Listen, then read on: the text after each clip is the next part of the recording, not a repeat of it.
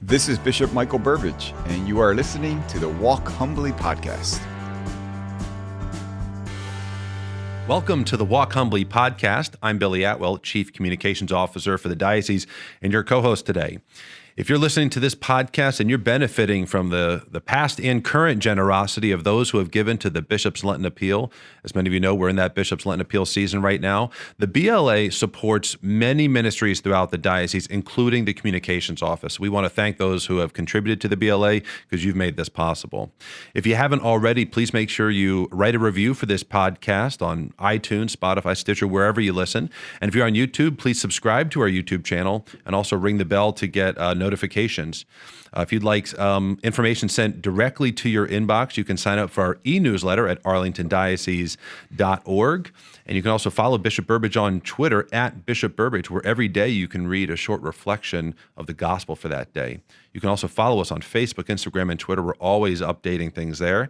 And if you'd like to ask Bishop Burbidge a question, send it to info@arlingtondiocese.org. I welcome your host, Bishop Burbidge. Bishop, how's your Lent going? I'm doing well, Billy. Thank you. Yeah, Lent's off to a good start. Hope it is for everyone who is listening. It's we say in the very beginning of Lent, it's a sacred season. It's also a joyful season. Sometimes people don't think of Lent as joyful, but the call to repentance, the call to be transformed, to be renewed in prayer and fasting, almsgiving, helps to make us a new creation, which is what God is asking of us, especially as we prepare to celebrate Easter. So I hope and pray everyone's having a good Lent. I said in my tweet this morning, reflecting on our readings, we all start Lent with really good intentions. We want to repent, seek the Lord's forgiveness. We want to practice those time-tested disciplines, prayer, fasting, almsgiving, and I hope we've all promised to give up something for Lent. I always think that's a really good thing to do. It helps us in addition to doing, more, especially in service of others. But, we can't do that alone. We have to do it with God's grace. So I suggested, and I do suggest to our listeners, there's a beautiful, beautiful few words in Psalm 51, our psalm for today. It's a prayer I say every day in Lent because we can't do this alone. We need help. So the beautiful words are, "Create a clean heart in me, O Lord. Put a steadfast spirit within me." Just say that every day. Make your Lenten journey. Not just think of it as a day-to-day journey, asking God for that steadfast spirit. Wonderful. Well, you mentioned joy, and it certainly is for this local church and the 6 new deacons that you ordained this past weekend. Talk a little bit about that experience, what it was like being with them and their wives. Yeah, so we ordained 6 new permanent deacons. That's wonderful. Who go through a very rigorous program of formation. Our deacons come out very well prepared. We have a great program here, supported, of course, by their spouses, their children, and family members and friends. So thanks to all of them. And our deacons are ordained for service. As I reminded them at the, in the homily, yes, they are called to baptize, to preach the gospel. But at the heart of the ministry of the deacon is charity, to imitate Christ. I told them ordination is not a step upward or a step forward. It's a step downward in a sense, descending as Jesus did when he washed the feet of his disciples, descending in service. And I suggested that in this day and age where our beliefs, and especially the gospel of life, are being aggressively attacked, as we're seeing in proposed legislation, I said, bow in service more than ever, in service to the gospel of life. And I am very confident with these deacons, their parishes who will be receiving them, St. Ambrose, St. John the Baptist, St. Teresa in Ashburn, Sacred Heart Winchester, Precious Blood and Culpeper and St. Jude and Fredericksburg are all very blessed to get these new deacons. They're peppered all over the diocese. They there. are. You get some good yes, coverage. Spread them out. So if you attend one of those parishes and you see your new deacon run around, be sure you go say hello and congratulate them. Bishop, as you're aware, there's been some really sad news out of Texas. They've had a tough week and a half here with millions losing power and water. Many have died actually from the conditions and the cold. President Biden issued an emergency declaration which extends federal support to Texas. Being from Philly, you're familiar with harsh weather, but Philly's kind of prepared for it. They build the homes for it, and everyone kind of knows it's coming. Texas, it so rarely gets us. What were you thinking as you saw the news and it progressively get worse? Yeah, sure, Billy. I'm sure, like all of our listeners, it was heartbreaking. I mean, it really was so heartbreaking to see the conditions that they were facing. And when you hear, no heat, no water, and it. I was at a meeting with. On a Zoom meeting the other day with Cardinal DiNardo, and he was able to, he's down there in Galveston, Houston, and he was able to really speak firsthand about what it was like, and Wow. it was truly, truly heartbreaking. So, with all of our listeners, our prayers go out to all those who are still suffering in Texas because they're still recovering from this. It's a long recovery. It seems like conditions are improving, thank God, but we know that many grocery stores, for example, are still struggling to stock shelves and keep up with the demand. But at least we see people have power back. Pipes are starting to unfreeze. And, as a church, I think it's a time for us to pause, to think about the specific situations when we see circumstances like this, the things that we can so easily take for granted, every day, our blessings, the comforts that are ours. But it helps our prayer life to think of the mother and father of a newborn baby struggling in the cold, to keep their little one comfortable, or the elderly, home by themselves. Can you imagine their fear, and the poor without the clothing? And, circumstances like this remind us that, every day, not just in extreme conditions like this, but every day, there are people right in our midst, in our community, who are lacking the basic necessities of life. And that's why I'm so grateful to the faithful in our diocese who are so generous in reaching out and helping us to support those in most need. My sister lives in Texas, and she mentioned that the homes are built there in a way so that they will actually eject heat from the home because they're so used to the intense, brutal summers. So I think that's part of what perpetuated, but we'll certainly keep them in our prayers. Bishop, in the last podcast, you walked us through some very concerning legislation and executive actions, particularly in the Department of Education here in the Commonwealth. You took us through what's going on. The outlook is still fairly grim in some regard, but there was one victory that we should discuss, the abolition of the death penalty. It's really a remarkable day. But talk about why was this such an important victory here for the Catholic Church in Virginia? Sure.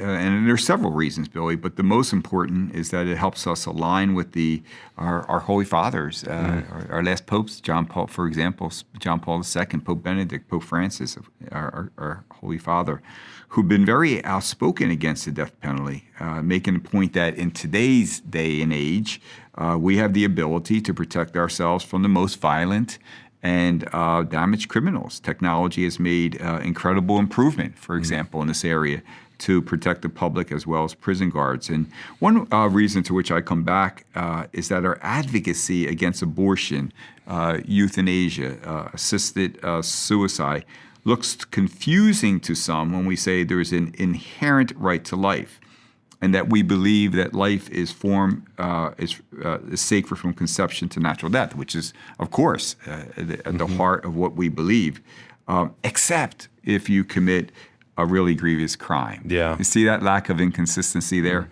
To partition one category of people as no longer having the right to life, in my opinion, is confusing at best.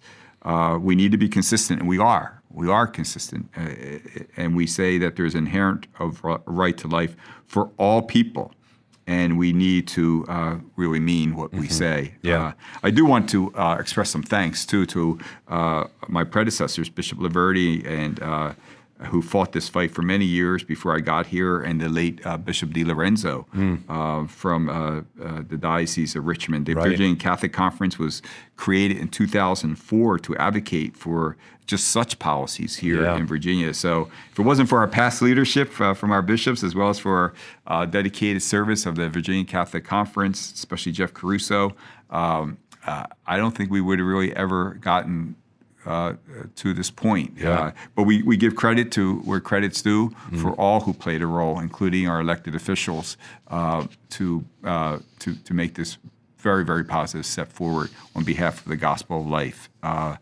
And we should keep charging forward for all those other areas you mentioned earlier to make sure that our legislators understand clearly that all of life is sacred, and especially the life of the unborn and most vulnerable. Billy, we did talk about this, a little bit our last podcast, but I really do think it's important to repeat as long as that we're on this topic. And abolishing the death penalty may bring pain, I know, to some victims and victims' families. I mean, that's the thing. I mean, many people are in death row are there because they've committed a horrific crime, even killed another human being. So we cannot allow ourselves to think only of those who are in death row, but also equal attention paid to those who have suffered the incredible pain due to the actions of those who are ended up on death row. And we must walk with those suffering, the scars, the wounds that they have. And I'm asking our listeners, too, to make sure that we pray for them. Because something like this, even just the words I just said, may stir up emotions because people are, have experienced great devastation in their lives. And we have a wonderful prison ministry in our diocese that also works, and a lot of our deacons are very much part of it. So many lay people working with those in prison to pray that with the grace of God, no matter what evil they did, to understand that with God's grace and mercy, their hearts can be transformed. If anyone listening is feels called to maybe consider participating in prison ministry, I know they're always looking for volunteers. You just go to arlingtondiocese.org and search in the search box for prison ministry, and you'll find what you need there. Bishop, I want to go back actually for a minute. You, at the very beginning, talked about the joy of penance. I know that was the topic of a talk you gave at the Institute of Catholic Culture. And I think for some of that is kind of a paradox. We think of it as penitential. Would you mind kind of sharing some of the key points from that talk? Because we've received such positive feedback about good. it. That's good to hear. Yeah, the Institute of Catholic Culture is a really great, operates out of our, it's not a diocesan entity, but operates out of our diocese that is doing some really great work on educating the faithful, and very great speakers. And so I was invited just to speak about the joy of penance, the joy of this sacred season. And, I think the joy comes from acknowledging and understanding better. Penance helps us to do this, who we are. Right? So I always say pray for humility, especially in the season of Lent, the humility that allows us to, be reaffirmed in our belief that we truly are God's beloved. We are God's chosen one. That's part of humility, understanding ourselves as we are in God's sight. And yet the other part of humility allows us to acknowledge that we who are loved by God are also flawed. We are also a sinner. We are also in need of forgiveness. And then when we recognize that and are able to say, Lord, make me clean, make me whole again, and realize that we have a God who longs to embrace us in mercy and love, to extend that forgiveness, to give us the grace to begin anew, what better joy can there be?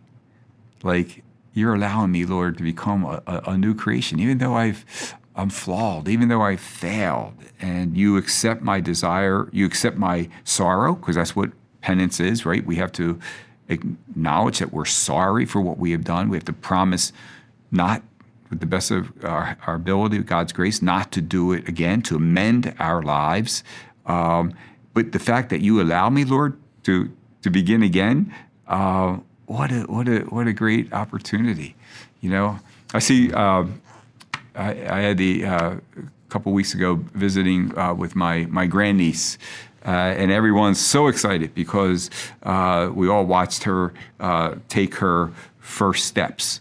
right? So there's mom and dad there, Billy, you know this. Yeah. I mean, 3 children, right? and the little one starts taking those small steps and falls, and then gets picked up, and then eventually reaches mom and dad and to be embraced. It may sound a little bit silly, but it kind of reminds us of us as God's children. The Lord asks us to take small steps each day. Just try our best, try to take those small steps. You may fall.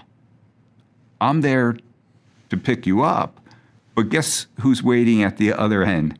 A God who is going to embrace you and love and mercy. And then we get stronger every time we do that, and those steps become easier and easier.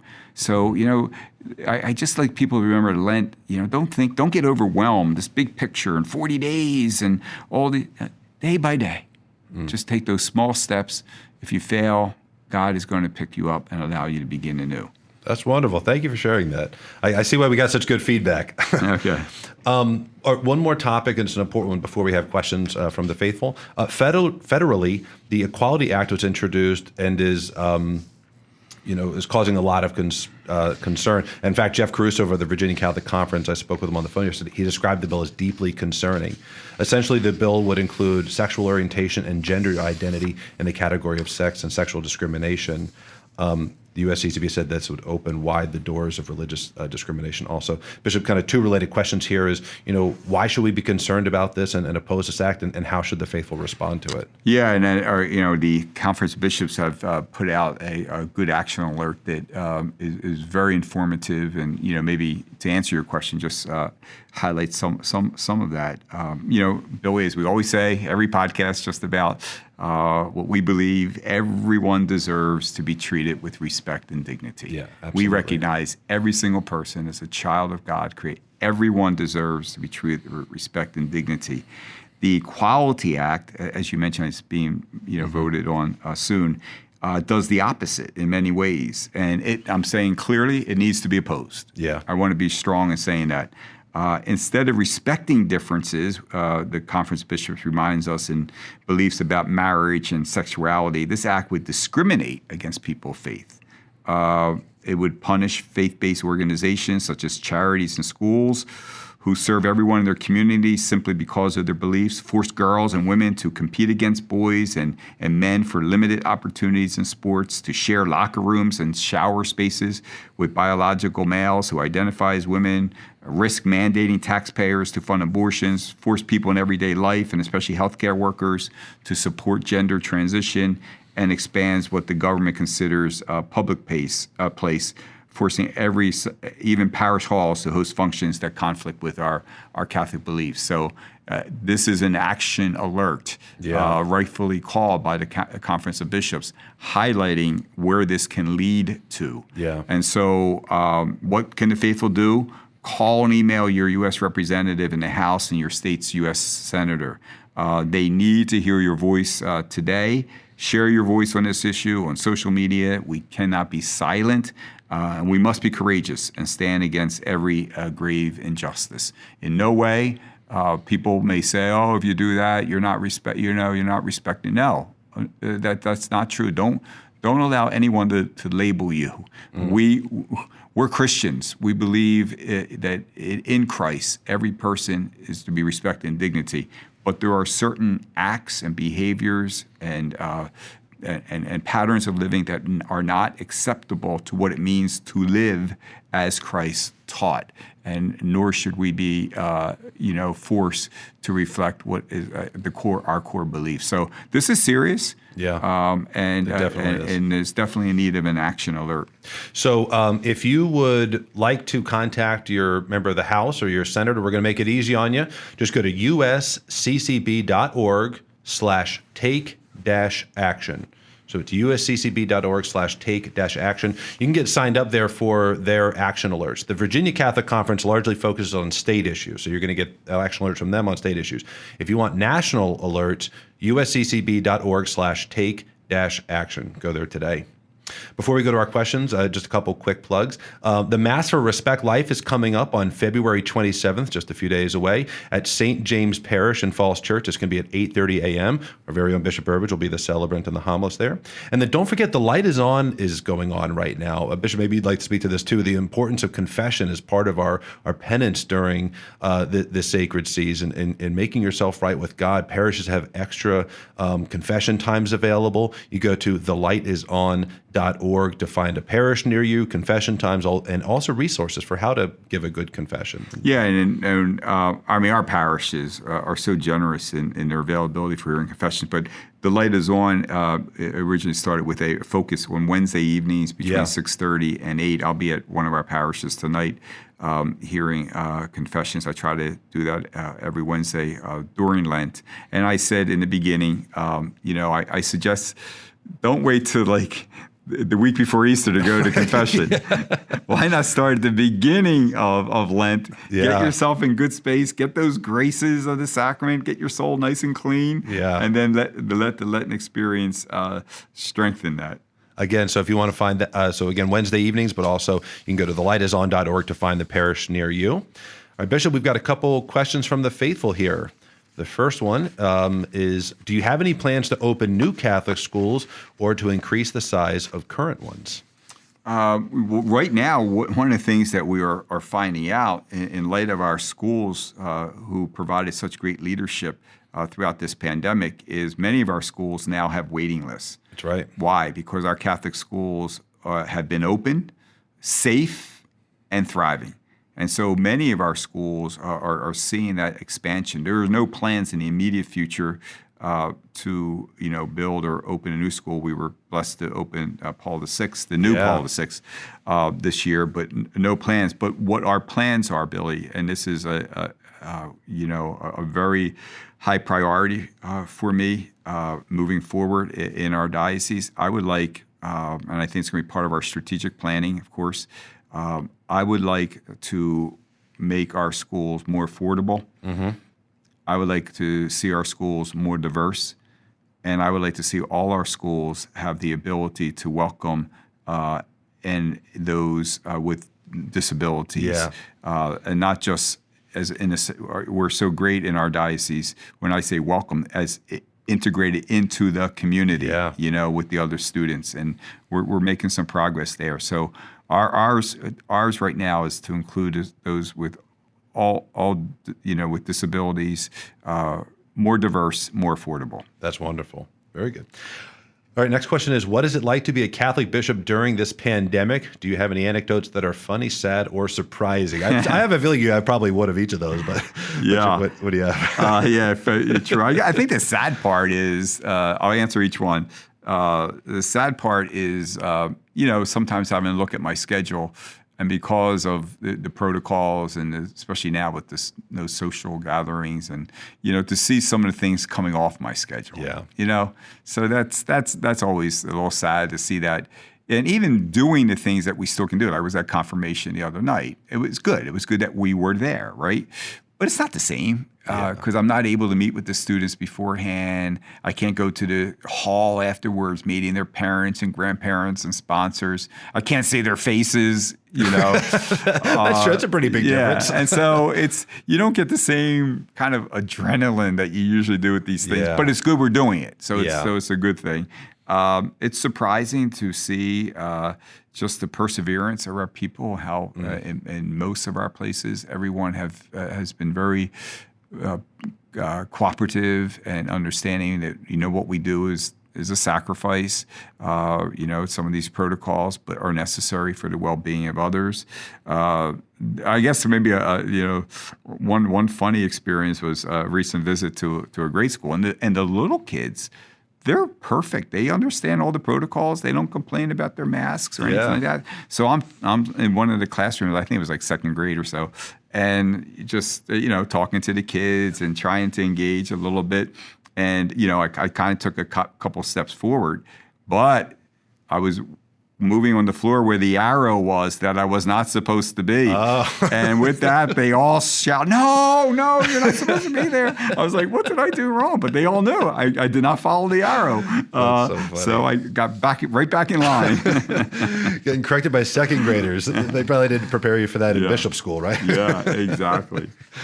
Bishop, any final thoughts, and if you would send us off with your blessing? Yeah, just one final thought, I guess. It was wonderful to see so many people. I heard from our pastors, so many people coming to Mass on Ash Wednesday. Oh, wonderful. Really happy to hear that. And, as I've mentioned earlier, we're seeing some good signs. Our churches are very safe. If they're following the protocols as we've asked them, they are very, very safe places to be. And as I've asked our faithful, let's start taking some gradual steps here. If you are at a point now where you've discerned that it's okay maybe to go out to public places, whether it's restaurants or stores or things like that, whatever was into that discernment where, okay, that's a safe thing to do, try to think along the same lines about going back to church. Yeah. Like if you can do these things, then this would be a good thing to go back to church. Church is going to be one of the safest places you're at. That's true. So they begin to start taking those gradual steps. I understand that there are people who are not there yet, who have discerned, I'm not going out to public places. I'm not going. I understand emotionally, and people with conditions and all. So we're not saying anything like that. Mm-hmm. But for those who are taking other steps forward, getting back to more a sense of normalcy in what you are doing, apply that to your spiritual life too. Our doors are open. Yeah. We need you back. Yeah. And we assure you we're going to continue to make it the highest priority of keeping everyone safe and healthy. Very good. So I do wish everyone, Billy, these remaining days of Lent. Remember, everyone, just step by step, day by day, always with God's grace. But I do hope and pray that for you and your families and all those you love, that this sacred season will be a time of abundant spiritual blessings and graces for you, for all those you love, as together we walk humbly with our God. Thank you for listening to the Walk Humbly podcast. Make sure you check out more episodes on iTunes, Google Play, Stitcher, and Spotify. You can follow me on Twitter at Bishop Burbidge, where I offer gospel reflections each morning and share photos and updates of what is going on in the Diocese of Arlington. Stay up to date with news, event information, and inspirational content by subscribing to our e-newsletter at arlingtondiocese.org.